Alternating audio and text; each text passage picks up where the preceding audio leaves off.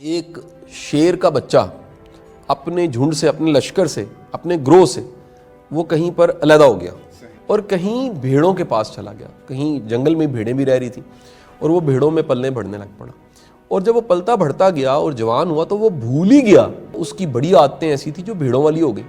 اور ایک دن ایسا ہوا کہ وہ بھیڑیں جو سب پانی پی رہی تھی کسی چشمے سے، تو شیروں کا ایک لشکر وہاں سے آیا اور وہ حملہ آور ہوئے. جب حملہ انہوں نے کیا تو شیروں کی وہ درندگی اور شیروں کا شیر ہونا اس نے دیکھا تو اس کے اندر کا سویا ہوا شیر بھی جاگا اور وہ دہاڑا.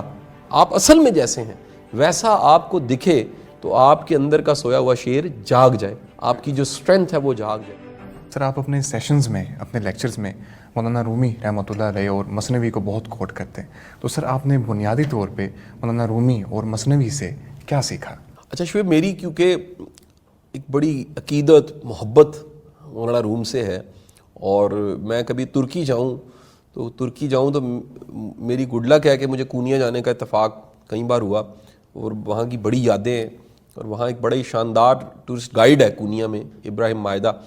تو وہ ہمارا گائیڈ ہمارے ساتھ ہوتا ہے اور وہ ہمیں بڑی آسانی دیتا ہے اور بڑے اچھے سے گائیڈ کرتا ہے. رومی رحمۃ اللہ علیہ کی مثنوی وہ ایک بڑی گائیڈنس کے لیے اور زندگی کو سمجھنے کے لیے چھوٹی چھوٹی کہانیاں اس میں بڑی شاندار ہیں، اور میں بڑا متاثر ہوں. میں اگر یہ کہوں کہ رومی کی بے شمار کہانیوں سے آپ بڑی چیزوں کو لائف کو نریٹ کرنا بڑا آسان ہو جاتا ہے. پھر رومی کے اس ساری کہانیوں کا ایک کمال یہ بھی ہے کہ وہ ملٹی لیئر ہے. جیسے پیاز کے چھلکے ہوتے ہیں تو آپ اتارتے ہیں پھر اتارتے ہیں ایسے کر کے اندر سے، تو اسی طرح وہ کتنی لیئرز بن جاتی ہیں رومی کی سٹوریز کی. میں آپ کے سامنے ایک کہانی جو بڑی پرانی ہے وہ سنا دیتا ہوں.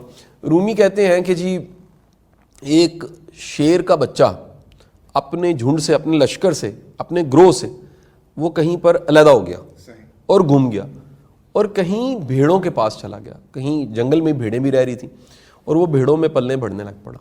اور جب وہ پلتا بڑھتا گیا اور جوان ہوا تو وہ بھول ہی گیا کہ وہ شیر ہے. اچھا، اب جگہ جگہ آپ دیکھیے گا میسج ہوں گے. ایک یہ ہے کہ آپ بعض اوقات جن میں ہوتے ہیں ان سے نکل کے کسی اور میں جا کے گمراہ ہو جاتے ہیں. ایک تو گمراہی سمجھ آئی. دوسرا، جن میں آپ رہتے ہیں ان کا رنگ چڑھ جاتا ہے. ایک بات سمجھ آئی. اچھا، اب وہ اس کی بڑی عادتیں ایسی تھیں جو بھیڑوں والی ہو گئیں. اور ایک دن ایسا ہوا کہ وہ بھیڑیں جو سب پانی پی رہی تھی کسی چشمے سے، تو شیروں کا ایک لشکر وہاں سے آیا اور وہ حملہ آور ہوئے. جب حملہ انہوں نے کیا تو شیروں کی وہ درندگی اور شیروں کا شیر ہونا اس نے دیکھا تو اس کے اندر کا سویا ہوا شیر بھی جاگا اور وہ دہاڑا. یعنی وہ اپنی سیلف ایکچولائزیشن کی طرف گیا. اب یہاں سے ایک اور لیسن سمجھ آیا کہ ایسا ممکن ہے کہ زندگی میں اپنے جیسا آپ اصل میں جیسے ہیں ویسا آپ کو دکھے تو آپ کے اندر کا سویا ہوا شیر